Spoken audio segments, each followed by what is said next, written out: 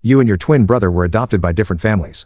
He ended up to becoming a supervillain, so every other day, while going about your business, you get beaten up by superheroes. It is time to put an end to this. The cops tackled me to the ground and I grunted as my face smashed into the pavement. My nose throbbed and blood trickled down my chin. We've got him. One of the officers yelled. It's Magnetron. I tried to protest but they yanked my arms behind my back and slapped on the cuffs. This was getting real old real fast. Listen, I'm not who you think I am, I said as they hauled me to my feet. My name is Alex Thompson. I'm just a normal guy. The lead cop snorted. Yeah right, and I'm Captain America. Save it for the judge, Magnetron.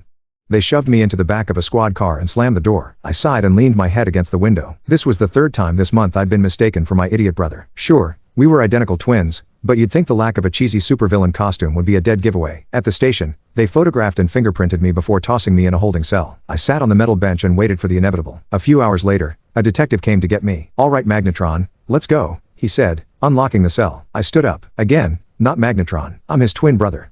The detective rolled his eyes as he led me to an interrogation room. Sure you are, pal. He sat me down at a table and took the chair opposite me. So, you want to tell me what you were doing robbing that bank?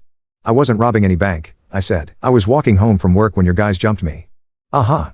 The detective flipped open a file. Says here you used your magnetic powers to rip open the vault and float all the cash out. I groaned. That wasn't me. It was my brother, Jason. We're identical twins. He's Magnetron, not me. The detective leaned back and crossed his arms. You expect me to believe that? It's the truth. Look, just check my fingerprints. They won't match Magnetron's. He studied me for a long moment, then pulled out his phone. After tapping out a message, he stood up. Sit tight, I'll be back. I waited in the room for what felt like hours. Finally, the door opened and the detective returned with a woman in a suit. Mr. Thompson, I'm Agent Wilson with the Bureau of Superhuman Affairs, she said, taking a seat. We've confirmed your story. You are indeed Jason Thompson's twin brother. I slumped in relief. Oh, thank God. So can I go now? Agent Wilson smiled tightly. I'm afraid it's not that simple. Your brother's activities have put us in a difficult position. We can't risk him impersonating you to avoid capture. My stomach dropped. What are you saying?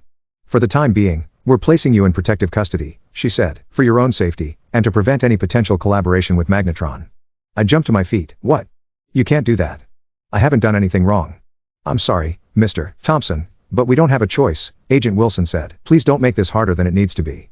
Before I could argue further, two large men in dark suits entered the room. They grabbed my arms and started dragging me towards the door. This is insane. I yelled, struggling against their grip. You can't just lock me up because of what my brother did.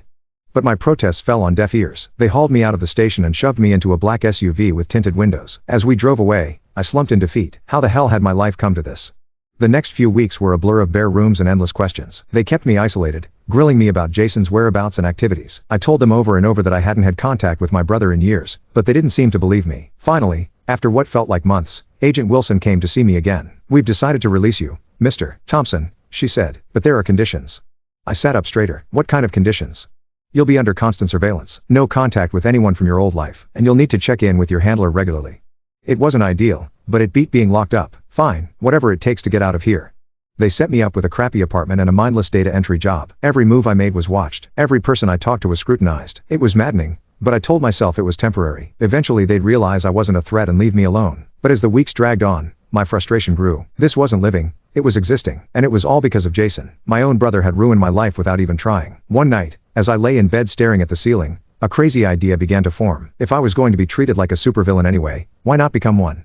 I had inside knowledge of how the system worked now, and with my connection to Jason, I could probably track him down. The more I thought about it, the more it made sense. Jason and I working together could be unstoppable. No more being pushed around by self-righteous heroes or paranoid government agents. I got out of bed and grabbed a notebook. It was time to start planning. Magnetron was about to get a partner, whether he wanted one or not, and the world better watch out.